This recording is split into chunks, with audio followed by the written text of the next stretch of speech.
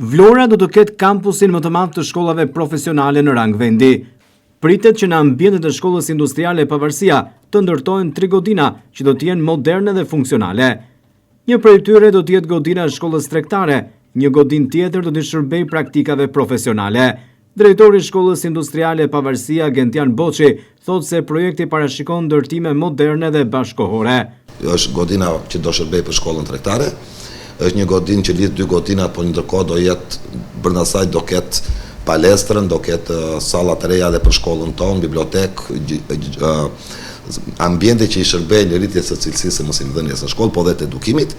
Pastaj do jetë dhe një godinë tjetër e cila do shërbejë për të bërë praktikat profesionale shkolla tregtare. Është kuptohet që do jenë godina, nga që kemi qenë pjesë e grupit të projektimit, në 2-3 vitet e fundit kemi marrë me këtë pjesë, janë godina jo vetëm moderne, po janë shumë më funksionale, janë të përshtatura me kërkesat e reja dhe me mënyrën e re të mësimdhënies në arsimin profesional. Konvikti i shkollave profesionale është drejt përfundimit. Boçi thotë se punimet mbyllen në fund të vitit.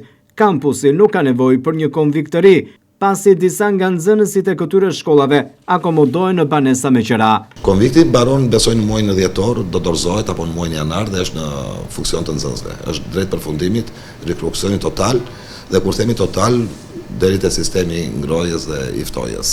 Godina e shkollës industriale do të qëndrojë dhe nuk do të prishet, por do të shtohet dhe do të rikonstruktohet baza prodhuese.